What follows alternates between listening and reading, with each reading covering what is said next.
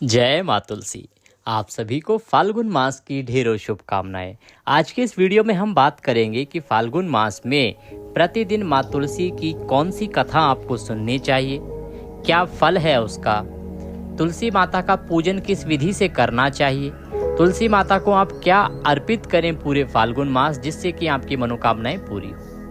फाल्गुन मास में तुलसी पूजन का बहुत अधिक महत्व बताया गया है।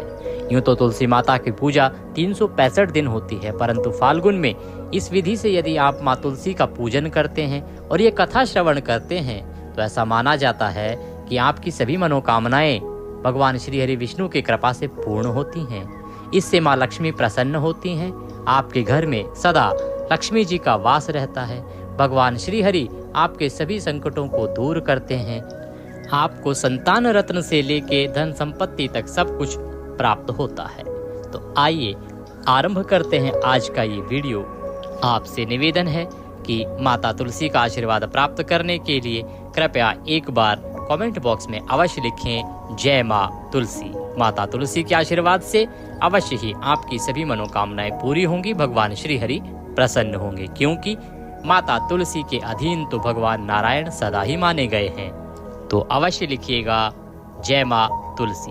वीडियो क्योंकि सभी के लिए उपयोगी है और थोड़ा सा भी यदि आपको अच्छा लगे तो एक बार लाइक अवश्य कर दीजिएगा, क्योंकि आपका यह लाइक हमारे लिए बहुत महत्वपूर्ण होता है। आप देख रहे हैं देवभूमि ज्योतिष संस्थान का प्रतिष्ठित यूट्यूब चैनल देवभूमि धार्मिक। हम यहाँ जो भी जानकारी देते हैं वो ज्योतिष शास्त्र, पुराण तथा पंचांग पर आधारित होता है। हम इधर उधर की बातें नहीं करते, कुछ गलत बातें नहीं बताते, अपनी मनगढ़ंत तरीके से कुछ नहीं बताते हैं। जो पुराणों में लिखा है, जो पंचांग बताते हैं, वही हम आपको यहाँ बताते हैं। आइए अब आज की जानकारी प्रारंभ करते हैं। प्रिय भक्तों, फाल्गुन मास में तुलसी माता का जो कोई पौधा या गमला आपके पास हो, उसमें तुलसी के पास आपको तिल, अलसी या तिल के तेल का दिया प्रतिदिन जलाना चाहिए। और जब दीप जला रहे हैं ना आप, तो दीप जलाते समय उसमें थोड़ा सा या तो गुलाल डाल लीजिएगा या लाल रंग का सिंदूर डाल लीजिएगा। ये आप अवश्य करिएगा पूरे 30 दिन फाल्गुन मास में। और तुलसी को सुबह या दिन में जल अवश्य दीजिएगा। जल आपको प्रतिदिन अर्पित करना है पूरे 30 दिन तक। जिस समय आप जल अर्पित कर रहे होंगे, तांबे के लोटे से आप जल दीजिएगा और उस समय आपको बोलना होगा ओम वासुदेवाय नमः, ओम वासुदेवाय नमः, ओम वासुदेवाय नमः। ये मंत्र है। इस मंत्र को आप बोलते हुए, जपते हुए माँ तुलसी को जल अर्पित करेंगे प्रतिदिन। तुलसी से जो पत्ते तोड़े जाते हैं, तुलसी उतारी जाती है क्योंकि उससे भगवान को भोग लगता है, तो वह कार्य आप प्रतिदिन सुबह के समय करेंगे, सायंकाल को नहीं। आपको सुबह के समय यह कार्य करना चाहिए। रविवार, अमावस्या तथा सायंकाल के समय तुलसी माता को छूना वर्जित बताया गया है। आपको उन्हें ना तो छूना चाहिए, फिर पत्ते उतारने तोड़ने की तो बात ही नहीं आती। तो इस प्रकार से सुबह स्नान करने के बाद माता तुलसी को यह मंत्र जपते हुए आप जल अर्पित करेंगे। जल अर्पित करके एक दीपक जलाएंगे, दीपक जला के रख दीजिएगा वहाँ पे। फिर माता तुलसी को आप सिंदूर अर्पित कीजिएगा। और जो जल अर्पित कर रहे हैं ना आप, उसमें भी आपको थोड़ा सा गुलाल या तो लाल रंग का सिंदूर डालना होगा। सिंदूर आदि अर्पित करने के बाद माता के पास एक दीपक जलाइएगा। दीपक जला के भगवान श्री हरि विष्णु के नाम को स्मरण करते हुए माता को भोग लगाइएगा। भोग स्वरूप कुछ भी आप अर्पित कर सकते हैं। अधिक कुछ ना हो तो आप मिश्री अर्पित कर सकते हैं, चीनी अर्पित कर सकते हैं, गुड़ अर्पित कर सकते हैं, पर माता को भोग स्वरूप कुछ मीठा अर्पित कीजिएगा। तदुपरांत आप माता की परिक्रमा कीजिएगा। माता की परिक्रमा करने के बाद आसन लगा के बैठ जाइएगा और कथा श्रवण कीजिएगा। ये कथा यदि आपके पास इतना स्थान ना हो जहां आप सुन सके तो आप घर में बैठ के भी सुन सकते हैं। और यदि आपके पास तुलसी का पौधा ही नहीं है, गमला ही नहीं है, तो भी इस कथा का श्रवण आप अवश्य करें, क्योंकि ये कथा सुनने मात्र से ही आपके सभी संकटों को हर लेती है। कथा में बड़ा तेज होता है साहब। कथा जब आप सुनते हैं तो उसके प्रभाव से आपकी ऊर्जा बदल जाती है, आपके आसपास की ऊर्जा बदल जाती है, और ऊर्जा का ही तो सारा खेल है। ये कथा आपके लिए चमत्कार का कार्य करती हैं, इसीलिए आपको कथा अवश्य ही सुननी चाहिए। आप इस प्रकार से पूजन करेंगे, कथा श्रवण करेंगे, तो आपको माता लक्ष्मी तथा भगवान विष्णु का आशीर्वाद प्राप्त होगा। माता लक्ष्मी तथा भगवान विष्णु के आशीर्वाद से आपके घर में आर्थिक संपन्नता आएगी। निसंतान को संतान की प्राप्ति होगी। यदि किसी का विवाह नहीं हो रहा है तो उसका विवाह भी शीघ्र हो जाएगा। मानसिक परेशानी है, चिंताएं बहुत सताती रहती हैं, तो वह भी इसको करने से अवश्य ही दूर हो जाएंगी। ये 1 महीने का नियम है फाल्गुन मास का, इसको आप अवश्य कीजिएगा। एक बार फिर बता दें, ज़्यादा कुछ ना कर पाएं तो कथा प्रतिदिन आप अवश्य सुनिएगा। आइए अब हम कथा आरंभ करते हैं। एक बार प्रेम से बोलिए जय माँ तुलसी। बोलिए तुलसी मात की जय। बोलिए विष्णु भगवान की जय। जैसा कि आप जानते हैं कि हम जो भी कथा सुनाते हैं वो पुराणों में वर्णित होती है। आज की ये जो चमत्कारी कथा है ये देवी भागवत पुराण में वर्णन में आती है। इस दिव्य लीला को वहाँ पर वर्णित किया गया है। एक समय की बात है, भगवान शंकर ने अपने दिव्य तेज को समुद्र में फेंक दिया। इससे एक महातेजस्वी बालक ने जन्म लिया। यह बालक आगे चलकर बहुत ही शक्तिशाली हुआ और महान तेजस्वी बना और आगे चलकर जलंधर के नाम से पराक्रमी दैत्य राजा बना। जलंधर ने अपना एक नगर बसाया जिसे जलंधर के नाम से ही जाना जाता है। इस पर वह राज्य करता था। दैत्यराज कालनेमि की कन्या वृंदा का विवाह जलंधर से हुआ था। जलंधर महाराक्षस था। अपनी सत्ता के मद में चूर जलंधर ने माता लक्ष्मी को प्राप्त करने की कामना की तथा उनको प्राप्त करने के उद्देश्य से ही उसने युद्ध आरंभ कर दिया। परंतु समुद्र से ही उत्पन्न होने के कारण माता लक्ष्मी ने उसे अपने भाई के रूप में स्वीकार किया। वहां से पराजित होने के बाद जलंधर के मन में माता पार्वती को प्राप्त करने की लालसा जगी और वह देवी पार्वती को पाने की लालसा से कैलाश पर्वत पर गया। भगवान देवाधिदेव शिव का ही रूप धरकर माता पार्वती के समीप पहुंचा, परंतु मां ने अपने योग बल से उसे तुरंत पहचान लिया तथा वहां से अंतर्ध्यान हो गई। देवी पार्वती ने क्रुद्ध होकर सारा वृतांत भगवान विष्णु को सुनाया। उधर देवताओं तथा जलंधर का महासंग्राम छिड़ गया। भगवान शंकर और जलंधर एक दूसरे के आमने सामने थे, एक दूसरे पर शक्तियों का वार करने लगे। परंतु न जाने क्यों जलंधर बार बार पराजित होकर भी जीत जाता, बार बार मरकर भी जीवित हो उठता। सभी देवता इससे बहुत परेशान थे। सभी देवताओं को भय होने लगा कि अब किस प्रकार से इस राक्षस से छुटकारा प्राप्त हो पाएगा। देवी पार्वती द्वारा सारा वृत्तांत जब भगवान विष्णु को सुनाया गया तो भगवान विष्णु को ज्ञात हुआ कि जलंधर की जो पत्नी है वृंदा, वह अत्यंत ही पतिव्रता स्त्री है और उसके सतित्व के कारण ही, उसके पतित्व धर्म के कारण ही जलंधर मृत्यु को प्राप्त नहीं हो रहा है और इसी कारण से उसे मारा नहीं जा सक रहा है। वह बार बार मरने के बाद भी जीवित हो जाता है। उसका कारण है उसकी पत्नी का सतित्व। उसी की पतिव्रत धर्म की शक्ति से जलंधर ना तो मारा जा सकता है और ना ही पराजित हो सकता है। इसीलिए जलंधर का नाश करने के लिए वृंदा के पतिव्रत धर्म को भंग करना बहुत आवश्यक है। इस प्रकार से भगवान विष्णु विचार करते हैं और इसी कारण भगवान विष्णु ऋषि का वेश धारण करके वन में जा पहुंचते हैं। वन में पहुंचे जहां वृंदा अकेली भ्रमण कर रही थी। भगवान के साथ 2 मायावी राक्षस भी थे, जिन्हें देखकर वृंदा भयभीत हो गई। ऋषि ने वृंदा के सामने पल में दोनों को भस्म कर दिया। उनकी शक्ति देखकर वृंदा ने कैलाश पर्वत पर महादेव के साथ युद्ध कर रहे अपने पति जलंधर के बारे में पूछा कि हे ऋषिवर, आप बहुत शक्तिशाली हैं, तो आप कृपया बताएं कि मेरे पति कैसे हैं। वो जो कैलाश पर युद्ध कर रहे हैं उनका क्या हाल है। ऋषि ने अपने माया जाल से 2 वानर प्रकट किए। एक वानर के हाथ में जलंधर का सिर था तथा दूसरे के हाथ में धड़। अपने पति की यह दशा देखकर वृंदा मूर्छित हो गई और मूर्छित होकर गिर पड़ी। होश में आने पर उन्होंने ऋषि रूपी भगवान से विनती की कि वह उसके पति को जीवित करें। भगवान ने अपनी माया से पुनः जलंधर का सिर धड़ से जोड़ दिया परंतु स्वयं भी वह उसी शरीर में प्रवेश कर गई। वृंदा को इस छल का जरा आभास भी न हुआ।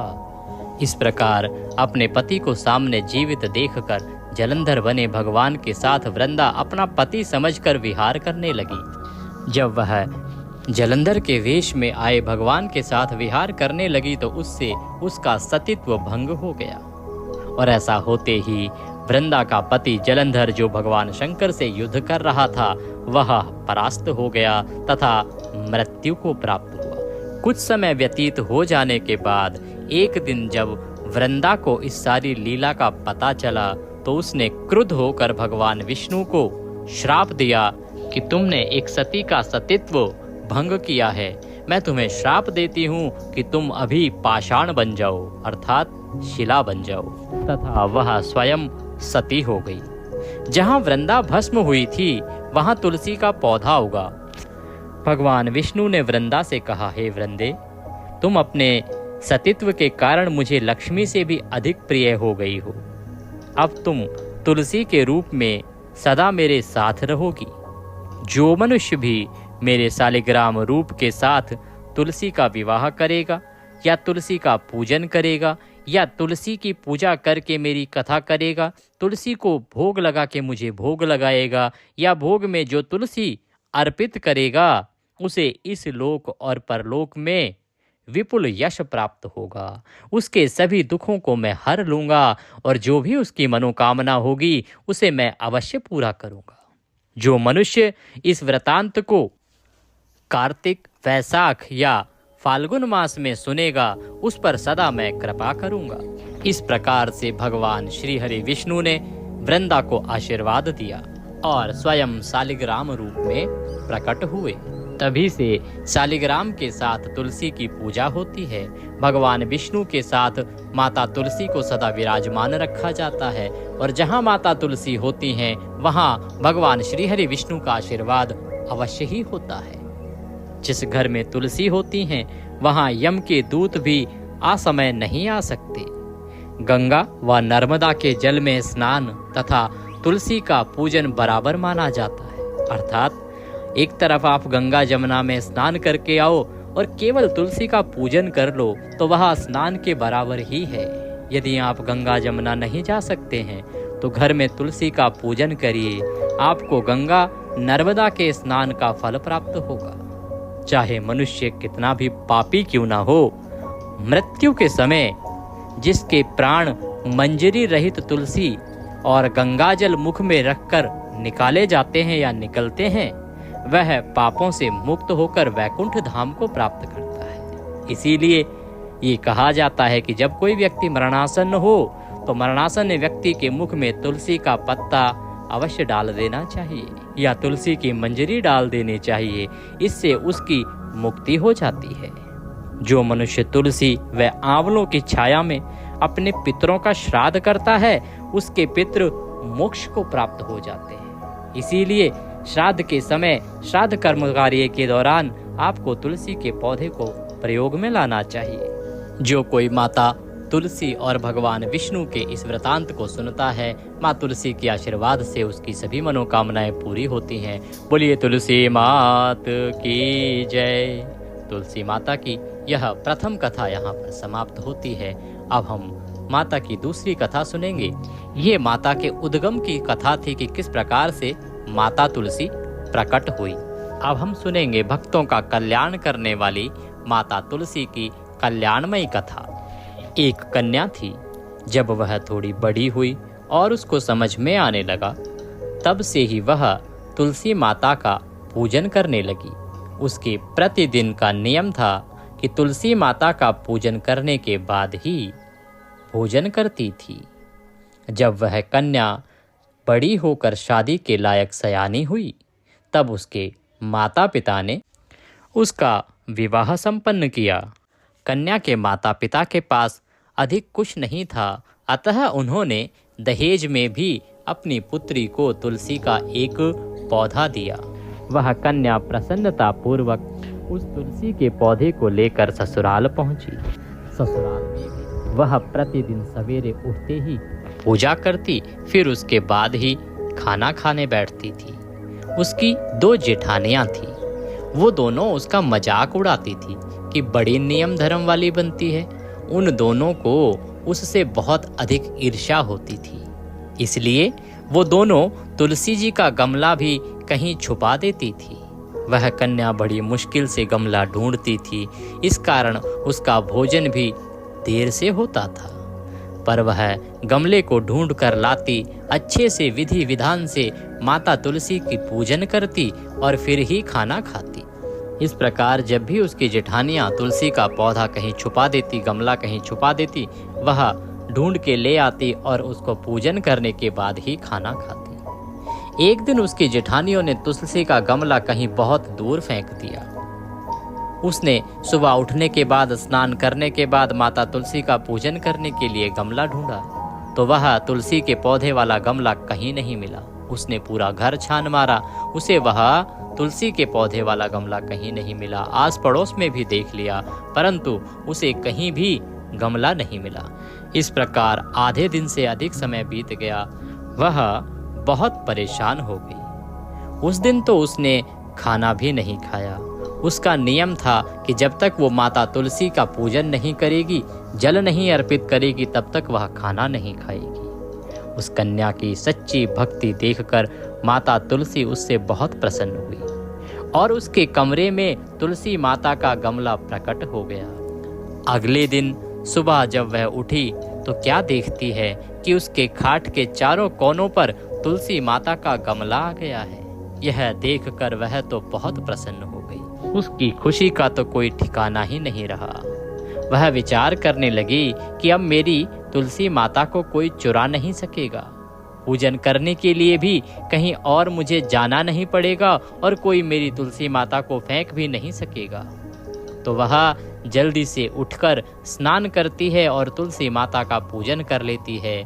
जब वह खाना खाने बैठती है तो उसकी जेठानियां मजाक करने लगती हैं, उसे चिढ़ाने लगती हैं कि लो, देवरानी का नियम धर्म सब पूरा हो गया। उसे ताने देती हैं, अरे क्या था वो तेरा सब दिखावा, अब कहाँ है वो? तू तो बड़ी नियम धर्म वाली थी, तुलसी का पूजन करके भोजन करती थी, आज कैसे बैठ गई बिना तुलसी का पूजन किए खाने को? बस एक दिन में निकल गई सारी हेकड़ी। तुझसे एक दिन से अधिक समय तक तुलसी के लिए भूखा भी नहीं रहा गया। यही था तेरा नियम धर्म। अरे तू खाना खा रही है, तूने तुलसी की पूजा कर ली है क्या? इस प्रकार से जेठानियां उसको चढ़ाते हुए, ताने देते हुए बोलती हैं। तो वह कन्या जो उनकी देवरानी थी धीरे से बोलती है, हाँ कर ली। जेठानियां बोलती हैं, कहाँ से कर ली पूजा, गमला तो फेंक दिया था हमने। देवरानी कहती है कि देख लो, मेरे कमरे में खाट पर तुलसी जी लग रही है। जेठानियां दौड़ी दौड़ी उसके घर में गई, जाके देखा तो उसके खाट पर चारों तरफ तुलसी ही तुलसी लहला रही है। इसको देखकर वो बहुत अचंभित हो गई। दोनों जेठानियां शर्मिंदा महसूस करने लगी और देवरानी से बोली, अरे देवरानी, तेरी भक्ति सच्ची है, हमने तुझे बहुत परेशान करा, हमें क्षमा कर दे। और अपनी माता तुलसी से भी कहा कि वो हमें क्षमा कर दे, किसी प्रकार का दंड ना दे, तेरी भक्ति सच्ची है और तू सच्ची है। इस प्रकार दोनों जेठानियां उसके कदमों में पड़ गई। तो देवरानी ने उन्हें उठाया और कहा कि आप क्यों इस प्रकार से क्षमा याचना करती हैं, ये तो मेरे ही कोई कर्म रहे होंगे। मैं माँ तुलसी से प्रार्थना करूंगी कि वो कभी तुम पर रुष्ट ना हो और तुम्हारा भी उद्धार करे। इस प्रकार से देवरानी ने उन्हें क्षमा कर दिया और माता तुलसी के आशीर्वाद से देवरानी के घर में धन के भंडार हुए, पुत्र रत्न की प्राप्ति हुई और माता तुलसी के पूजन की वजह से उसके जीवन में सभी प्रकार के ऐश्वर्यों का आगमन हुआ और पृथ्वी पर रहते हुए सभी सुखों को भोग कर अंत समय में उसे वैकुंठ की प्राप्ति हुई। इस प्रकार से जो कोई मनुष्य माता तुलसी का पूजन करता है, उनको जल अर्पित करता है, दीपदान करता है, कथा सुनता है, माता तुलसी के आशीर्वाद से उसके जीवन के सभी दुख दूर हो जाते हैं और सुखों का आगमन होता है। जो कोई इस कथा को सुनता है, पढ़ता है या सुनाता है, माता तुलसी उसको आशीर्वाद देती हैं और उनके आशीर्वाद से उसके जीवन में दुख नष्ट होते हैं। बोलिए तुलसी मात की जय। इस प्रकार से ये माता तुलसी की कथाएं हैं और ये माता तुलसी के पूजन का विधान है जो आपको फाल्गुन मास में तो अवश्य करना ही चाहिए। अगर कर सके तो 365 दिन करिए। इन कथाओं को प्रतिदिन सुनिए। बहुत अधिक समय नहीं लगेगा। थोड़ा सा समय यदि निकाल लेंगे तो तुलसी माता की महिमा को आप सभी जानते हैं। सनातन धर्म को मानने वालों को किसको नहीं पता है कि तुलसी माता कितनी शक्तिशाली हैं। जहाँ माँ तुलसी का पूजन होता है वहाँ भगवान श्री हरि स्वयं चले आते हैं। तो माँ तुलसी का पूजन कीजिए, अपने जीवन को समृद्ध बनाइए, सफल बनाइए। माता की कृपा सबको प्राप्त हो। वीडियो थोड़ा सा भी अच्छा लगा हो तो उसे लाइक अवश्य कर दीजिएगा। कमेंट बॉक्स में अवश्य लिखिएगा जय माँ तुलसी। चैनल पर नए हैं तो चैनल को सब्सक्राइब करते जाइएगा, क्योंकि ये ज्योतिष संस्थान का प्रतिष्ठित चैनल है। यहाँ पर जो भी जानकारी दी जाती है वो पौराणिक या पुराणों में वर्णित होती है या वेदों में वर्णित होती है, अन्यथा पंचांग पर आधारित होती है। कोई भी मनगढ़ंत बातें यहाँ पर नहीं की जाती हैं। जय माता।